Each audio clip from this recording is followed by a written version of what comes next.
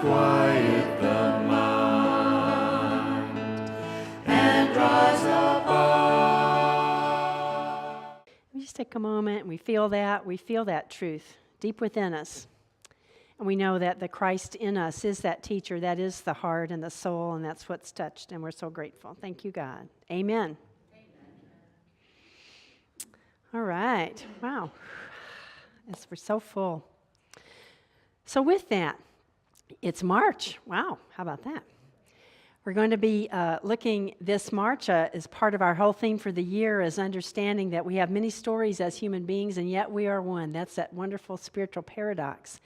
And so in March, we are focusing on this truth of knowing that in a deeper way, that presence of spirit in all people, that all of us are expressions of spirit.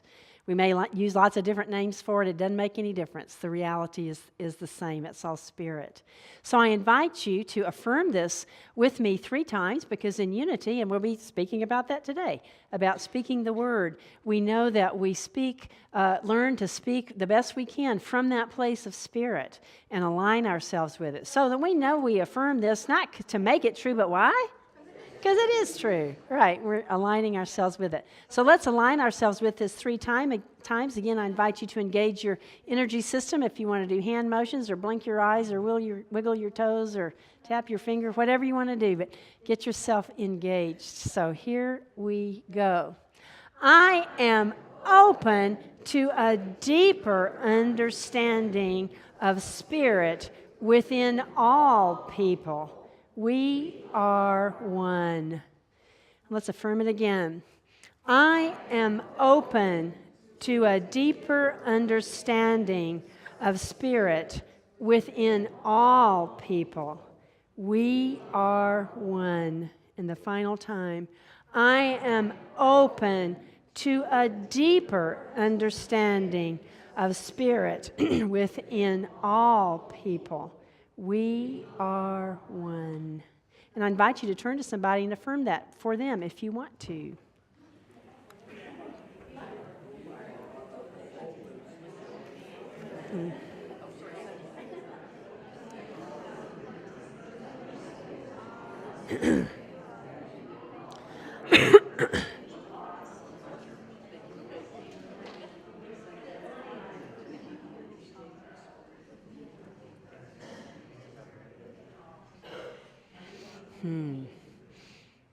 All right.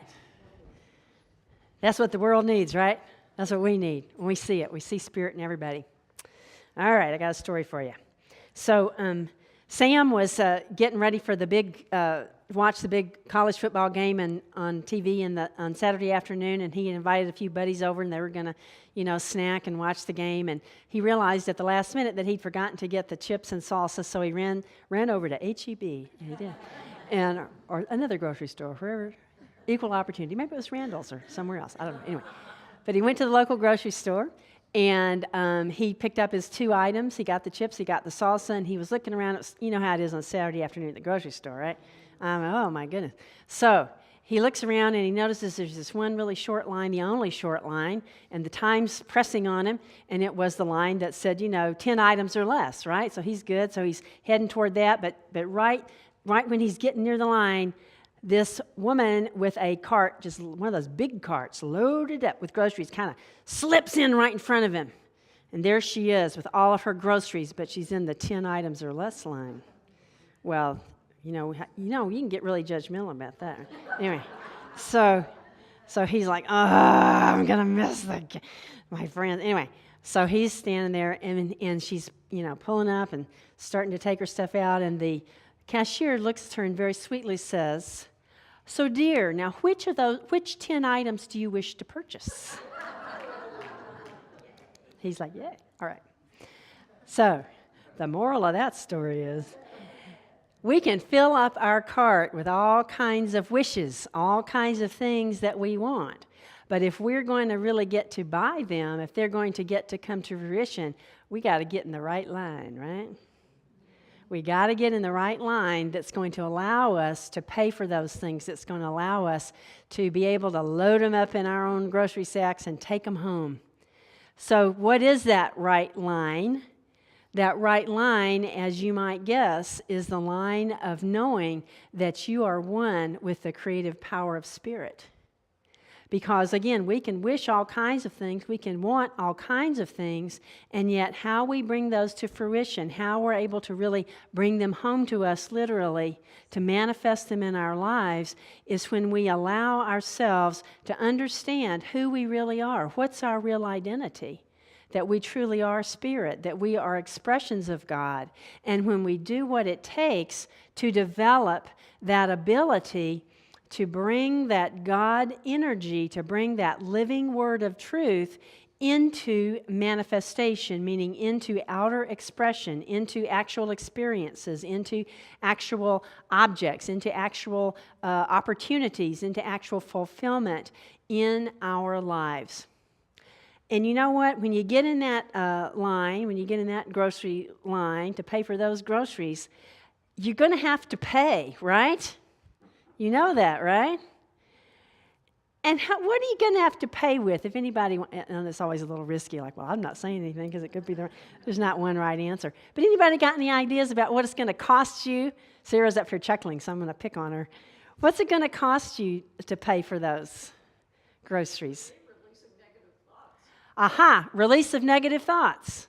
Yes, ma'am. Any other ideas about what it might cost you to get those groceries and take them home?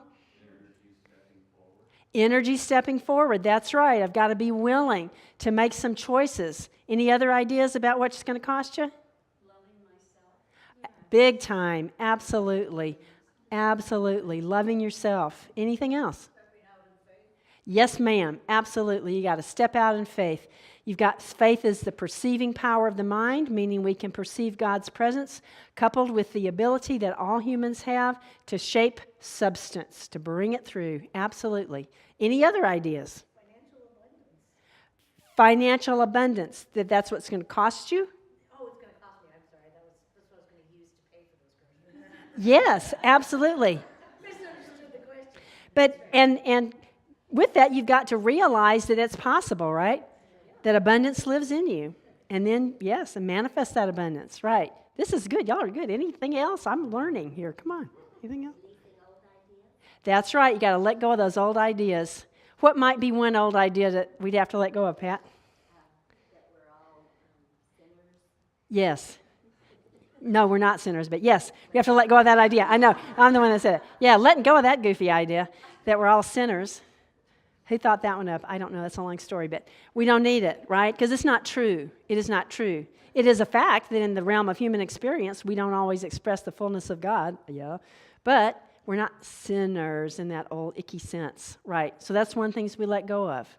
So good. We're good. All right, we got it.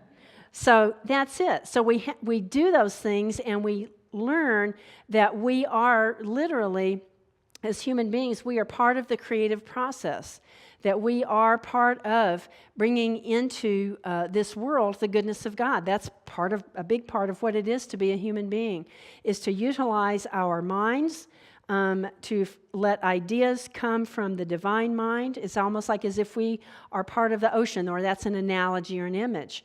We are, God is the ocean, we are drops of water, and so the allness of God is within us, although each of us is not all of God is within each of us, just like all those qualities. So to believe that, to know that all of the potentialities that are in God are also in us. So that means all those things, wisdom and love and abundance and joy and harmony and peace, faith, all of those things are in us. We have the ability to fulfill ourselves. And each of us is uniquely created to be interested in fulfilling particular things. We're not all interested in becoming skydivers. Some people are, and that's great. Other people aren't. Each of us is unique in the sense of, in a particular way, what is it of that potentiality, of that allness of God that we're interested in, that we have talents for, that we have capacity for. And that's what we're bringing forth, and that is really part of our own personal divine mission in this life, is to bring that forth in that own way that is unique for us. And so what we're learning is a pattern of living. None of this is magic. It's not like, okay, good, I'm going to say a few affirmations and poof, with my magic wand, I'm going to poof, make something happen. That does not work. Okay, or you can make it work for a little time, but it doesn't work, because what it's really about is developing a pattern of living where you are knowing consciously that you are an expression of God. And that means the other piece of that is allowing yourself to shift from this idea of having things. That's normal. We all human beings, we want to have stuff, right? We want to have experiences. We want to have the people in our lives that we want. We want to have stuff. We want it, that's okay. But I'm telling you, that's the entry point. And I'm telling you, that's the entry point. Because that's kind of the little hook, in a sense, in a good way, that gets us involved. Because what really happens is we begin to move away, or move deeper is a better way to say it, from just wanting to have stuff or have things our way, into realizing, this is about me becoming something, right? Make sense? And what is it that we're becoming? Anybody got an idea? More of who we are, right? Becoming our true selves. That's what this is really about. So Reverend Margaret Stortz, who is a long-time Science of Mind minister and an author, used to write a lot in Science of Mind magazine, said it this way. She says, we begin to release this idea that we must have something, and we start to grasp that we are becoming who we really are, that we're becoming something. And that's the paradox. We already are it, and yet we are becoming aware that we are it, and we become consciously able to manifest that God nature that is who we are. So that's what this is really all about, and that's what it means in the deepest sense to speak the word. We're going to talk about that in a minute, without the deeper understanding of that. But I'm going to share this poem with you. This is by Unity's James Tillett Freeman, who was called so often the Poet Laureate of Unity. He wrote, "How do I find what life's about unless I venture farther out? Something in me is not content. Something affirms that I'm meant for more. And so I have to try and see if somehow I can fly. Going beyond the edge of things, I may find out that I have wings. Though they're of a different kind than birds, being mainly in the mind. Whatever now I seem to be, yet more is to be found in me." That's what it's all about, is finding that more that is in us. I'm going to share this scripture with you, and this is from the beginning of the Gospel of John. I think it'll probably be familiar to many of us here.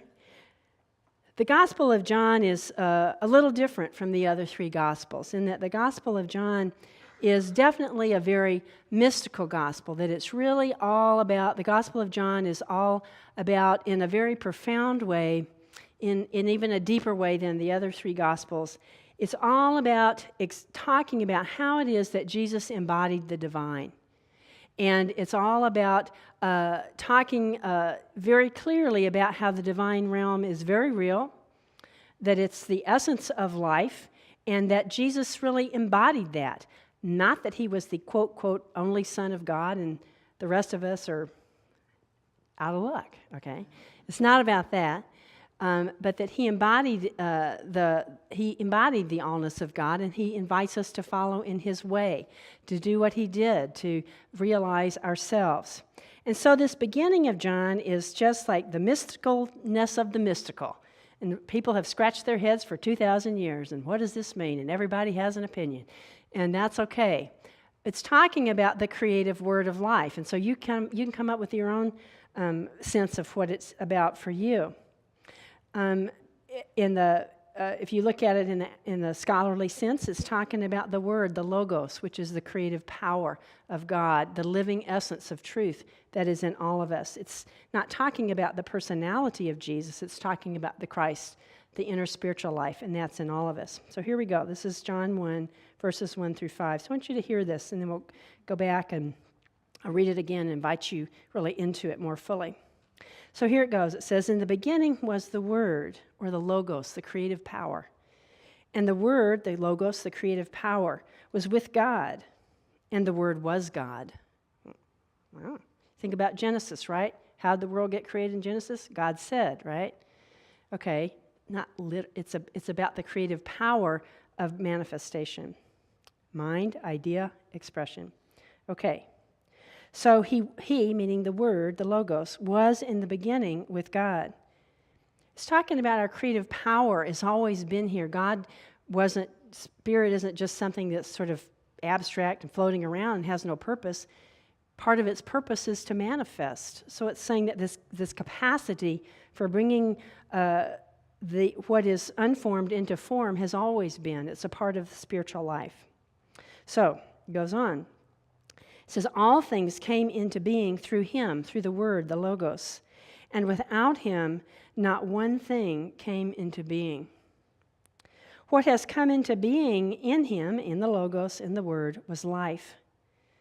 And the life was the light of all people. It's powerful.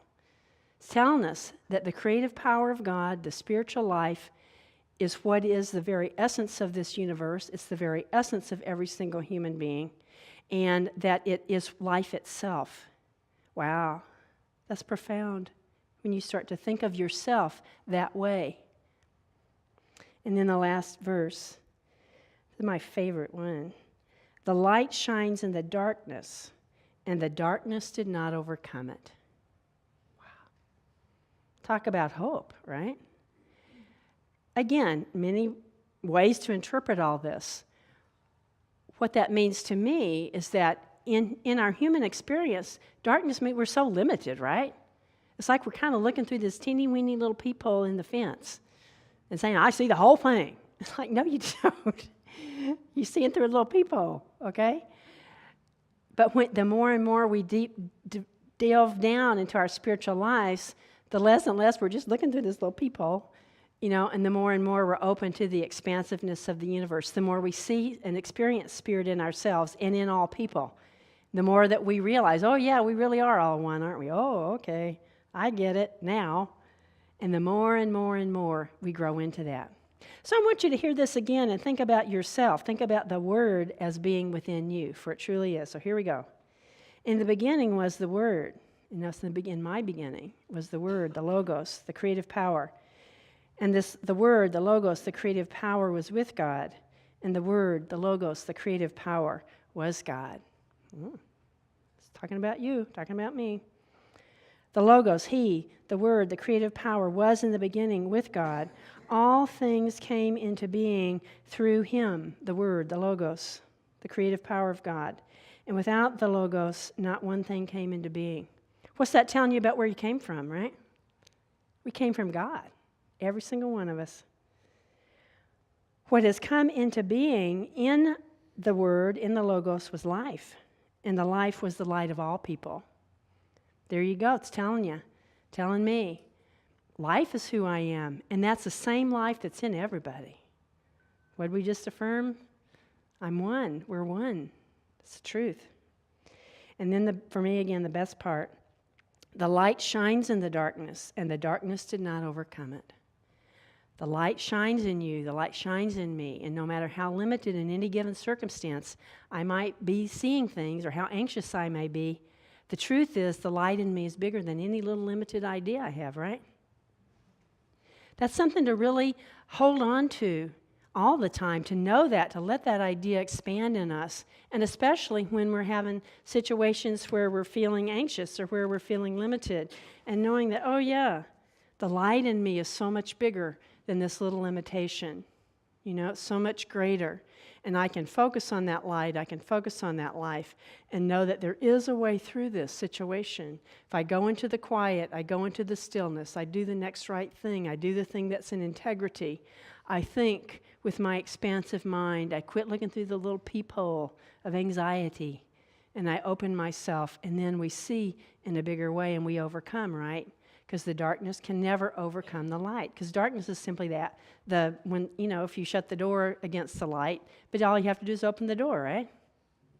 Making some sense? This is a powerful passage. It's really worth reading and taking into your prayer time and into your meditation time and asking, God, show me what this does mean for me. Reveal to me what this means to me. And you'll find that you're amazingly blessed.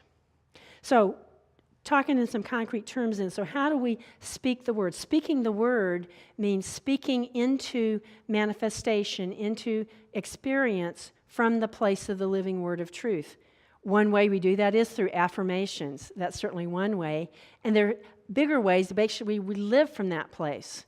We live from it instead of just getting stuck, like I said, looking in the little peephole. So one way that we do that is that we catch a vision of ourselves. We think about, how do I see myself? Do I really see myself as a child of God or not? The great author and activist and professor and author, Dr. Benjamin Elijah Mays said this. He says, the tragedy of life doesn't lie in not reaching your goal. The tragedy lies in having no goal to reach. It isn't a calamity to die with a dream unfulfilled, but it is a calamity not to dream. It's not a disgrace to not reach the stars, but it is a disgrace to have no stars to reach. Not failure, but low aim, and he said, is a sin.